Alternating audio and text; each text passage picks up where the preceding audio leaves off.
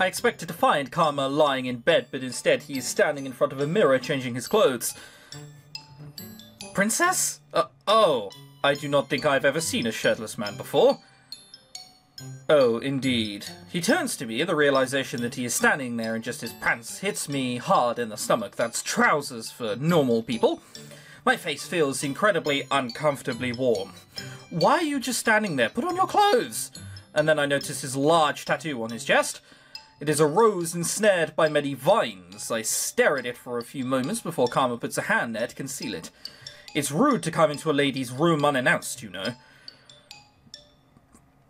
Karma slips his usual dress on carefully over his head, and then he approaches me. I take a step back without realizing. Karma raises an eyebrow and smiles at me mischievously. It is a familiar look, but it rattles me more than it ever has before. My princess, you're as red as a tomato. Are you okay? Yes, I'm just doing my fried tomato impression. Does this man always need to point out the obvious? Yes, I'm fine. There is no need to shout, darling. Now, what did you come here for? To see me, the beautiful Karma? No. Does everything always here have to revolve around you? Well, I mean, you are breaking into my room. I am barely able to stifle a sigh. I was gonna say, laugh doesn't make any sense there. You did break into their room. I don't know why you're sighing. Well... And I cross my arms and frown at him. His smile makes it harder to get my next words out.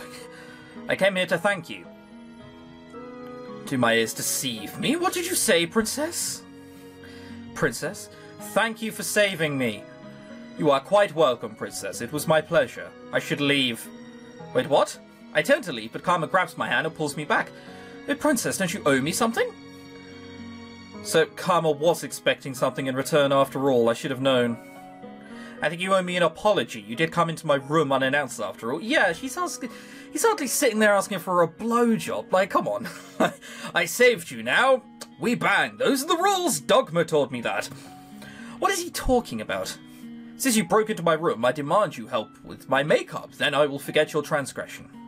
Your makeup? Yes, darling. Your makeup. We've never done makeup ourselves, have we? Have we already had someone else do that for us? I thought you were resting because you were going out on patrol tonight. Resting? Nonsense, I have much to do. My makeup earlier was so messy that I washed my face in order to reapply it. I cannot believe I'm going to agree to this. Fine. Ah, what a splendid day today is. Come, princess, let's do this by a mirror. Where else would you do it? Into a wall? Against the cupboard? Karma pulls me over to a mirror where I can see both of our faces reflected. He has a surprising variety of makeup on the dresser beside him. I do not even care that much for my appearance. Why am I helping Karma with his makeup? Because he asked nicely. Now, which feature on the face do you think is the most important one to highlight, princess? Eyes, I guess? What? What are your eyes attracted to most on the person's face when they're laughing, when they smile? Why is he asking me for my opinion on something so trivial? When they laugh, when they smile, it's obviously you're going to look at their fucking mouth, because that's the thing that's moving.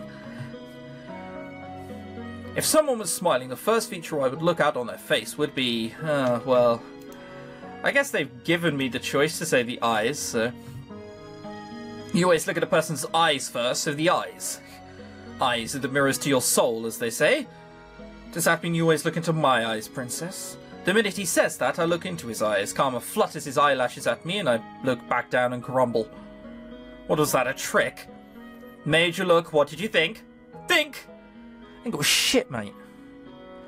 Your eyes are the same colour as a Mountain Dew, and they're shit. That's my witty retort. Think! Of my eyes, do they draw you in? I've never looked at Karma's eyes closely, but now that he keeps talking about them, I cannot help but look closer. His eyes are a pretty colour.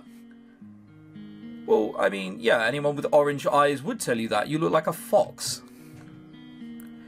You don't have to answer that, princess. I'm just kidding. Of course. Your eyes, on the other hand, are beautiful. You and Rumple really are the same person. You both spout nonsensical compliments. Nonsensical? Oh, princess, I'm so offended. I mean what I say, unlike that fool. Anyway, I'll let you choose the order of things. Fine. Just don't make me look like a clown, Princess. I know how much you like to tease me, but I need to get out of here quickly today. You're the one that decided to wash off your makeup and re-fucking apply it. That's not my fault. If you need to leave quickly, shouldn't you do your makeup yourself? I missed the opportunity to have you help me? Nonsense. If I can, I'll have you help me with my hair some other time. The way you do yours is beautiful. We really do ours and it goes out like that. I am slightly surprised. I always put effort into my hair, as Mother always emphasized the importance of looking like a princess. But I've never received a compliment on my hairstyle before. Karma gives me his makeup supplies even, and so I start layering the color on his face. When we are this close, I cannot help but carefully inspect every one of his features. I do not think I even did something like this with Mother. What the fuck would you do it with your mum? You know, Princess, I don't think I deserve your thanks. Washed over that one quickly, didn't we? I pause and raise an eyebrow on him. What? Well, you've been helping me for a while. I haven't helped you with your curse at all. What I did today was just coincidence. Coincidence? Well, I heard you went to town with Walt, so I followed you to. And he happened to catch what happened in the alleyway. You managed to see me even when there were many other people who didn't. Well, being on the rooftops will help. I have good eyes, probably. Probably. It is not like you to be so humble. David, I am once again offended. And why were you following us in the first place? You said you were going to be too tired to go into town today. I was worried. It was strange not accompanying you today. Worried? Why would you be worried? Karma looks puzzled for a few moments. He glances at himself in the mirror solemnly and then shrugs. Intuition, perhaps? Because, like, partnership as well? You know, growing closer to someone? Eventually you will get to a point where you like someone and worry about them. Stalking them is a bit Twilight-ish, if I'm being honest, but it's not completely unusual to be protective of someone after spending this much time with someone? Whatever. Intuition, perhaps. Walt's mentioned something about feeling watched. Is there something about Walt's and Karma watching out for that I'm not? Karma closes his eyes momentarily, and I take the opportunity to dust his eyes with eyeshadow. He does not seem to mind. Princess, you haven't even spoken about what happened to Delora or Parfait, have you? No, I just woke up and came here. I didn't get a chance. No, not yet. You came to thank me first? Yes. Oh. Karma falls into silence and I continue to work, sweeping blush on his high cheekbones. Hang on, aren't high cheekbones a bad thing? Don't they need to be lower? Princess...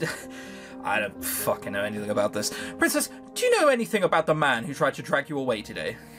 No, he only said that he worked for the king before telling me he would take me back to the palace. I wonder how he recognised you. I was wondering that myself. Well, he's either a witch, I'm presuming witch is a gender-neutral term in this sense, and...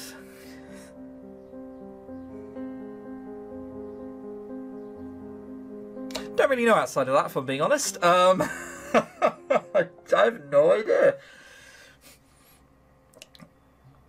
Maybe he was a cursed as well, who never found help because he's in exile? I don't know. How curious and alarming. The only ones who should pose a problem at this time are witches. Oh, unless a witch told him. A witch could have told him? What am I thinking? Of course they could.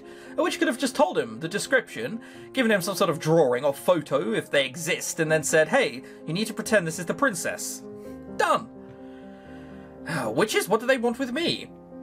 Well, I only mean that witch is the only one who can see through our curses. So that man spoke with a witch. It's possible. But why? Why would the witches want me back at the palace? Or was that man trying to lead me somewhere else? He was definitely trying to lead you somewhere else. I suppose either way, the man couldn't have wanted to bring me back to the palace for a good reason. Is it possible that the witch gave a commoner a description of you? But then why would... Karma stops talking and looks up at me with something like sympathy. I'm sorry, I'm just running my head for ideas. All the witch has to say is, hey, this girl's crazy. She thinks she's the princess of the kingdom. I know. It's people like these who deserve to be cursed. Get something like that? Are the witches really so dangerous? And what did they want with me in the first place? Well... oh, I can't finish that sentence without sounding horrible and horribly... yeah, wildly out of place. Rest assured, Princess, we will figure this out. I nod my head slowly. I have a lot of questions for Delora and Parfait, but it is possible that even they might not know everything. I will need to think on my own as well, just in case they decide to keep more of their secrets. I look at Karma and shake my head. Next time, I will be more wary. I won't let myself be caught unaware. Before I realise it, Karma has his hand on my cheek and is staring at me solemnly. His eyes are as cold and unmoving as steel. Kiss me, Hardy. Oh, no. Princess, there won't be a next time. That's what I said. Next time I'll make sure that you're definitely not alone. Had I been alone today, I might actually have been kidnapped. I know that, but I cannot show weakness. I just need to be more cautious. Yes, exactly. A small 17-year-old girl trying to fight off thugs is going to go perfectly. I know some damsel in distress, you know. No, you are. I can't remember. What's the... EDF, I think is the proper term for it? Not the English Defence Force. I'm not talking about racism here. I'm talking about, emotional defenceless female. We're not quite that, but when it comes to fighting, we definitely are. Having someone at your back is far more comforting. Hello. Even on a battlefield, knights fight better together. What's wrong?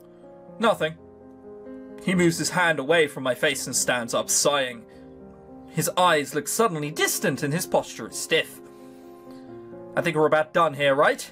I haven't finished your makeup, though. Wait, why am I even concerned about that? Oh, sometimes simple is better. Or would you like me to sit back down? I do enjoy being pampered by you, Princess. I take it back, we are definitely done.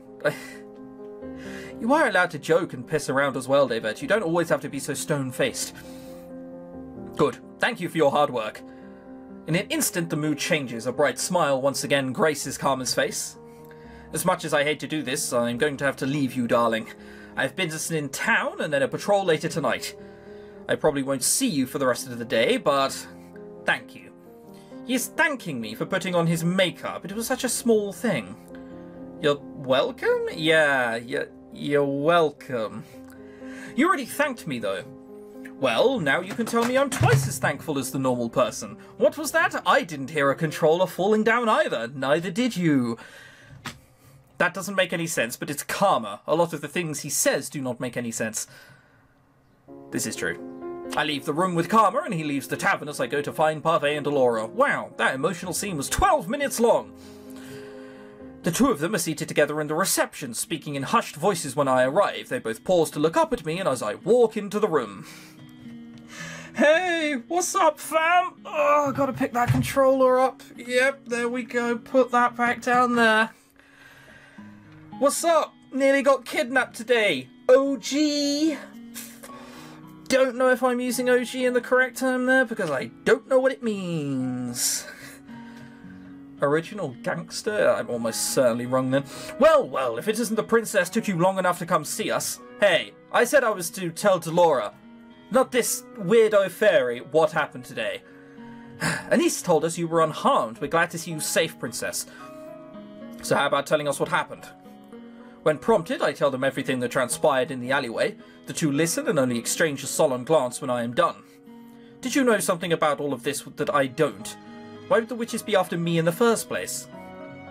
You remember what we said about the Cinderella corrupting witches? Well, those witches don't like seeing curses broken. They meddle where they can because they can. That is why I cast a glamour on you when you arrived here, so that you can remain hidden from magical eyes. I did it to protect you. You cast a glamour on me? I don't remember this at all. To protect me? I feel like there is more of this that they are hiding, but I do not think any amount of convincing will get them to say anything. Do you think it's rather naive to curse someone and just assume that they're going to lay down and accept it, especially when it's so easy? Actually, how we break our curse is like we have to do good deeds. It could have been something quite as easy as, well, cut your own heart out and that's how you get it back. Wink, wink, nudge, nudge. Like, but it's not. It's do good deeds. Like, we could have figured that shit out eventually. Probably not. Whatever. You get what I mean. Forgive us, Princess. We're not entirely sure what's going on either, though if it was a human that captured you, he must be working with the witches somehow. troublesome to say the very least, but we don't know the details yet. Give us some time to figure things out. Until we figure out who that man is and who he's working for, you need an escort with you out of the margin at all times. Do you understand? And once you figure it out, you will tell me. The two exchange another look, which only makes me more frustrated. They are obviously keeping secrets right in front of me. Yes, they are, but it's for your own good. Trust me, if you knew the truth, you'd probably want to unlearn it again. We'll tell you everything once everything falls into place. Don't worry, Princess. We would never let you be put in any danger. So, what's the thinking emote? I don't think that's true at all. The silence is what ends our conversation. I make my way back to my room, feet heavy. I mean, I was literally kidnapped today. That's why I don't believe you guys. I feel like a fly caught in a spider's web. No, you're definitely not. What? No, not at all! You're on one side of an army. That's what it is. A conflict. I try my best to clear my mind as I return to my room. Another brief loading scene. I didn't get it. Again, I think it's to say you're on Karma's path, but surely that's better, like, transitions. You have it, like, roll across the screen or something, right? Or fade out from a circle, or fade into a circle, or white with Karma, you know? Not just blump. Can't really complain, it's a good game. The days go by slowly, and I make no progress with my curse. Karma is busy with the knights today, and Delora and Parfait are busy talking with Rumpel about his curse in his room. Tonight is the perfect night to go wander the town by myself. Oh, for fuck. I feel like a fly caught in a spider's web. Yes, with your arsehole open waiting for it to fuck you with this attitude. What the fuck? Like, why would you go out to town by yourself? That's so bad. I need to see if I can find anything about the witches and what is happening around the kingdom. Delora and Parfait are not going to tell me anything, and no one has wanted to take me out of the margin since the kidnapping attempt. These thoughts spiral helplessly in my mind as I sit at a table. I've just finished working off for the day, and the activity in the margin is beginning to wind down. Garland stands by the door as the last few customers leave the margin. Jurian is walking around the room to make sure that there are no problems.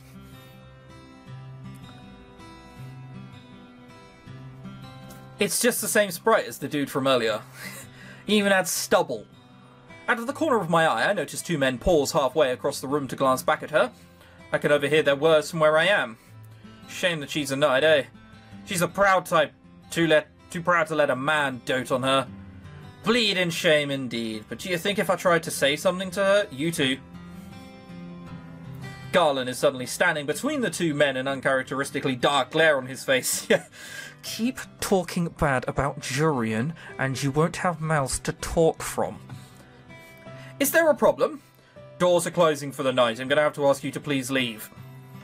I need to be so uptight, lad. We're on our way out now anyway. The two men walk out and Garland stands in the middle of the tavern area, glaring after them. He more or less pushed them out of the tavern. If Anise had seen that, she'd have probably scolded them. Garland? You okay? Of course I'm okay. I'm just, protecting your honor by being a dick. You think you can fool me? I've known you long enough to know that something's bothering you. Neither of the knights seem to notice me here. If they do, they ignore me. Jurian is still looking insistently at Garland, who looks down at the floor. Is he going to say something to her? Is he? Fuck! Garland says nothing, no. He looks at a loss for words. Finally, Jurian reaches out and pokes his shoulder. He looks up, startled. Still the same as always, eh? The silent, watchful knight. Only says things with certainty when he knows they're the truth. Even the princess is waiting for you to say something. See? They notice something, they're just not acknowledging you because you're unimportant to them, so they put it in the back of their minds, concentrating on the task at hand. That is an insult to you, princess. Both knights turn to look at me and Garland seems surprised. I raise an eyebrow at him and he hurriedly looks away. Patrol is starting soon, I'll head out first. Okay, stay safe. Garland nods at her with a little smile before he leaves the tavern. Let me guess, you sigh once he leaves? Oh. Not at all, that's dull. Oh, I thought you had a bob haircut. You don't, you have a ponytail. I've only just realised this strand of hair here. Oh, I like you more now. Going to sleep soon, princess? I was just going to head up. I stand up and get ready to move up to my room, but stop once more to look at Jurian. Did you hear what those men were saying? Oh, about me being too proud or something. So she did hear them, but she chose to say nothing. It doesn't bother me. They're right. I've been independent for a long time. I would never think about pledging my safety to a man I barely know. I can take care of myself. Blunt and to the point, Jurian was really admired for that honesty in the palace. The only other men I've trusted before now are my fellow knights, Garland most of all, since we've always been partners. Look, he wants to take that role to the next level, if you know what I mean. You should know what I mean, it's fairly obvious. She does not explain any further. I decide that is for the better. The sooner everyone has cleared out, the sooner I can leave the margin. Tonight is the night I go looking for answers and get myself kidnapped and killed. Sorry, Karma, but I can handle myself. I'm going to prove it tonight. I may not be able to fight, but I can still be cautious enough to not land myself into trouble. Still, I do not happen to hear much of anything as I'm exploring the town tonight. I should have brought along some kind of weapon, but then I would have had to steal a knife from the kitchen. I'm not a thief. Hours pass before I pass a tavern filled with knights. Deciding that I will at least listen to what is happening at the palace, I linger by the open door and listen to what the men are saying. I hear that young Fritz is having a hard time of it. Feel bad for the lad, even Sir Alcaster thinks he's gone mad. Why are all knights dressed like crusaders? Is this something I missed? Well, he does keep talking about a princess that doesn't exist. Fritz still remembers me? But how? Even his father is growing weary of his babbling. Sir Mithros forced him on break the other day. He didn't seem happy. Well, Sir Mithros must think he's crazy too, poor Fritz. Can you keep a secret? The knights look at each other and I lean as close as I possibly can. Apparently, the boy spoke some truth, though Sir Alcaster doesn't quite believe it. He's looking for the daughter of the previous queen. The witch had a daughter? The previous queen? Are they talking about mother? How dare they call her a witch? She was a witch. She was fucking evil too. You gathered that much at this point. Apparently she did, although I don't remember such a girl. This is top secret stuff. I just happened to wrestle this out of one of the lackeys looking for her. What would Sir Alcaster need this girl for? I'm assuming she's dangerous and they want to get rid of her. Are they talking about me? I'm curious, how are we supposed to find this imaginary princess anyway? Does she have any features? They described her features. Last man who went looking for her said she wore a special pendant around her neck. I should get out of here. I turn to leave the tavern, but my cloak snags on the door and falls on the floor, tripping me in the process. I end up falling halfway into the tavern, where the chatter abruptly stops. Oh, this is... oh, a lady. The knights that were talking approach me. One of them picks up my cloak. I attempt to grab my cloak from their fingers, but they pull it away from me, and I stumble into one of them. Madam? He moves to take my hand, and then he stops when he sees my face. Her face and her necklace! You think she was spying on us? Witch! One of the knights grabs me by the wrist and pulls me towards him. He is far stronger than the man in the alleyway was. Yeah, funny that, isn't it? Unhand me right now, I'm no witch. Then there should be no problem. We're just going to take you in, and if there's some big misunderstanding, we will pay you ourselves, miss. No, let me go. This behaviour is not fitting of a knight. Come now, miss. Let's go back quietly. I think this may be where I continue next episode. Try to fight them or try to convince them. One of them is good. Last time we chose not to fight them, good things happened. They're also knights. What do I think I'm going to do? Punch them in their chainmail and break my hand?